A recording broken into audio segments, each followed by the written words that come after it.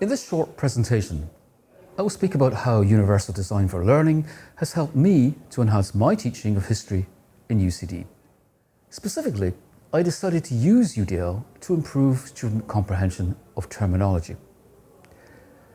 I teach Italian Renaissance history, and consequently, in my teaching there are many terms that students encounter that are not translated into English, either in the primary sources or in the secondary literature. Now, although no equivalent word in English may exist, these are often important terms, integral to an understanding of the module material. So I wanted to assist student comprehension and memorization of such terms so that the students could utilize them appropriately in written work. Here are some of those terms. As you can see, students will almost certainly never have come across them before, nor is it immediately apparent what they mean. So in order to overcome this issue, I decided to make use of crossword puzzles. Crossword puzzles are a form of active learning because they require students to engage with the material. According to T&L literature, crosswords have been used effectively in subjects such as life sciences, sociology, and psychology. However, to my knowledge, this approach has not previously been applied to the teaching of history. So what did I do?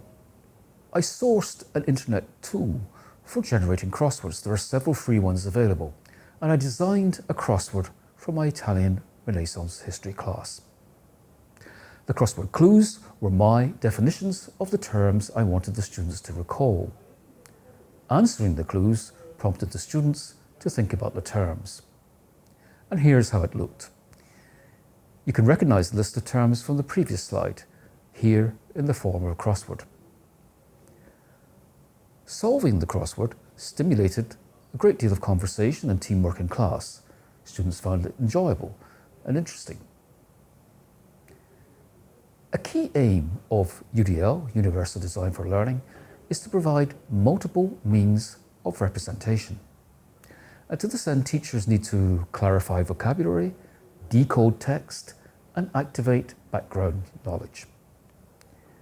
Solving the crossword puzzle motivated my students to match clue and solution by drawing on prior learning. It was more proactive than passively reading a glossary of terms. And it was an ideal exercise to conduct in pairs or small groups, and it was student-led. My takeaways then from this exercise were very much in line with the conclusions of T&L literature. Crossword puzzles stimulate the imagination. Solving clues promote critical thinking. And the satisfaction derived from a correct answer reinforces learning. Like many valid teaching approaches, this one lends itself to further development. For example, in the next iteration of this exercise, I hope to help my students generate their own crosswords in peer groups using the class materials. All in all, in creating this teaching intervention, UDL helped me, in a very literal sense, to find a solution.